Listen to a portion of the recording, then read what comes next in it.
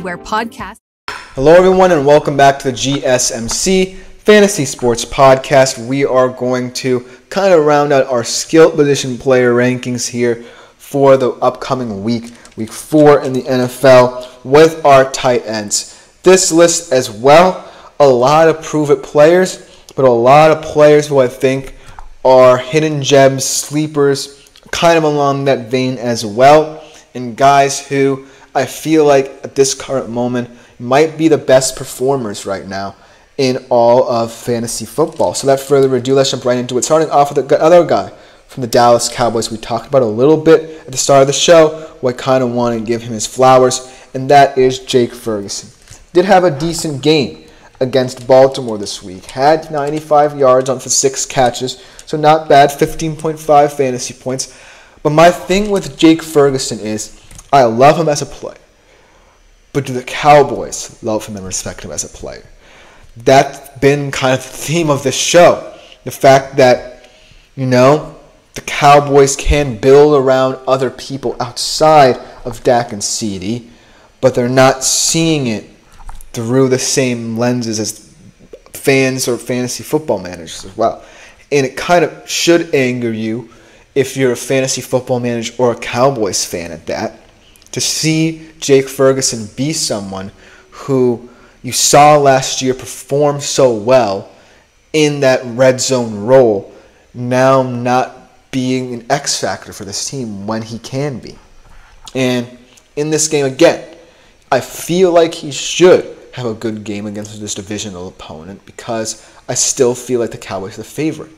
But they're not going to be that way if Jake Ferguson isn't respected, if Jake Ferguson doesn't get at least 25 or 30% of the targets like he warrants. Because at the end of the day, the bottom line is he's as high-end a tight end as you can get in terms of fantasy football outside of the regular guard here.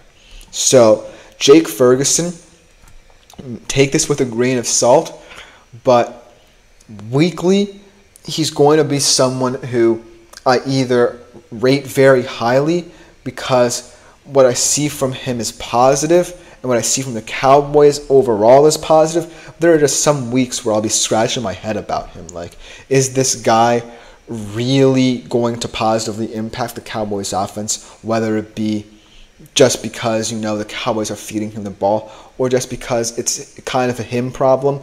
But I think right now it's not a him problem and it's a Cowboys problem. And if they don't solve it, then Jake Ferguson's value is going to plummet dramatically. But I have hope for him. I have hope the Cowboys offense can get their rhythm. But the other next tight end that I want to talk about is kind of one of those prove-it guys who is kind of more of a sleeper kind of pick, in quotes, Tyler Conklin. I think that Tyler Conklin had one of the more impressive tight end performances from the guys who you wouldn't expect me to mention on this show. I think that he is someone who we really severely underrate in the world of fantasy football because we don't necessarily think further down the list of tight ends. We're kind of enamored by the top end tight ends in the market, and we don't necessarily see the value that can be found in a guy like Tyler Conklin. But 14.3 fantasy points against New England, one of the leading receivers in that game for the Jets. He is just someone who I think Aaron Rodgers is going to have a lot of fun with because he's just a Aaron Rodgers receiver / tight end kind of guy. He fits what Aaron Rodgers is best. When Aaron Rodgers is in the pocket, he's most likely comfortable with throwing to his wide receivers. When he's out of structure, he's going to be looking for a guy who can adjust his route accordingly. And that's what Tyler Conklin did to a T in this game. If he's on schedule, then I really love Tyler Conklin. But I don't know what the Jets' offense really is at this moment because we've seen a lot of good things, but I still think there are a lot of kinks to figure out there. I still think that they're kind of going through the motions, and the teams that they have wins against aren't as impressive. So I want to see them do it against far superior AFC competition, or competition that they should feel like they want to beat in order to get to quote-unquote Super Bowl contender status. But as of right now, Tyler Conklin could be an interesting play for the rest of the season because a lot of people are not familiar with his game. A lot of people might be thinking that the Jets' offense might be a gold mine later in the season. So, for now, get him while you can and appreciate him while you can as someone who could potentially be a sleeper target for Aaron Rodgers throughout the rest of the year. So, especially in this game as well, where you're facing a Broncos defense that is predicated on both stopping the run and locking down your team's number one receiver with Pat Surtain, you can look to other tertiary options outside of your usual suspects for the Jets and Garrett Wilson or Allen Lazard and look to Tyler Conklin. So I think that he's a nice little play here for you this week. And then Trey McBride, he's just been a very weird fantasy player to start the year. I had really high expectations for McBride coming into this year, but there have been some games where he's had high yardage totals, had high target share. There have just been some games where he's fallen kind of flat and fallen short of expectations of what he can be in this Cardinals offense. Yes, I get that they're trying to fit in Marvin Harrison Jr., trying to make him more of a star player. But at the end of the day, Trey McBride is still someone who you should value a lot. He's a big-bodied receiver, hard to compensate for opposing defenses. And I really think he's just someone who can line up anywhere along that line of scrimmage and get you good yards. And so I think that it's all down to how Arizona is going to value him in the weeks. But against the Commanders, I feel like he's going to be an interesting target because I feel like the Commanders' struggles lie in mitigating for different profiles of weapons and receivers. For example, against the Bengals, Joe Burrow, for the most part, was comfortable in getting the ball to Jamar Chase, but he was comfortable as well in going to guys like Yoshavas and Gesicki out of structure. So I think that, there are moments to be had for this Arizona Cardinals offense where it's not just all about Murray and Harrison. It can be about McBride getting several touches here. So look for Trey McBride to have a big week in that regard. And then Dalton Kincaid. What more can we say about this kid?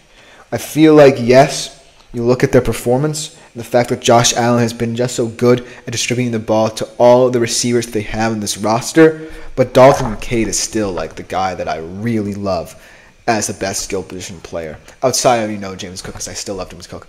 And to have both of them on my fantasy team is quite the treat because I know that, yes, there are a lot of mouths that Josh Allen wants to feed in this offense, but they're the two guys that I know that Josh Allen really appreciates and most importantly utilizes to great effect. In the receiving game, I feel like there's no better connection between wide receiver and tight end, no better communication than Josh Allen and Dalton Kincaid right now in the league. And against the Ravens, the Ravens defense hasn't really impressed me all that much, and I feel like this could be a blowout. That's just me. I'm kind of wishful thinking right here because I'm in love with this Bills offense and what it has done thus far. But Dalton Kincaid, I feel like he has the ability to just exploit any defense he's facing.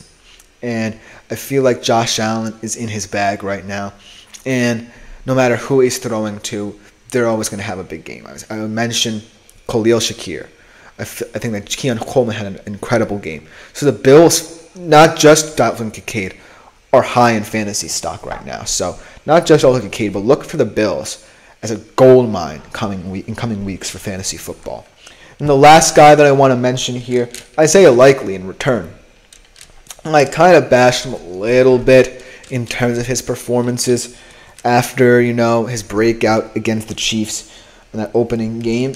But, the Ravens offense really can become predicated on the intermediate pass game where, if the offensive line problems aren't necessarily fixed, they will feel comfortable in getting him the ball early and often. And the reason why I think Isaiah Likely right now is more relied upon than, say, Mark Andrews in the system is because Mark Andrews has learned and experienced what Baltimore offenses of the past have been, and he can be relied upon to kind of see his role a little bit and allow Isaiah Likely, who I kind of feel like right now fits the profile of this Baltimore Ravens offense better as a receiving threat, to really grow and mature. This week, really wasn't his best, but it was mitigated for. The Baltimore Ravens still won the game. Like I told you guys that DeMar Jackson would have to run more in this game as well. So week in, week out, it's going to vary how this Ravens offense looks. But this week, I kind of feel like they might be playing a little bit of catch-up, and they might want Isaiah Likely to get going again to kind of mitigate for that as well. So look for Isaiah Likely to have a bounce-back game. I don't think this is a game the Ravens will win, but it's a game where they might need to pass more often than they would like. So Isaiah Likely. But overall, let me know what you think in the comments, because tight end is just going to be a weird position to kind of figure out as the season goes along. But our last segment of the day, we'll be going back to Thursday Night Football and talking about the stardom-sit-em situation for that as well. So we'll be right back after this short break, and on the other side, we'll close the show with some stardom sit-em.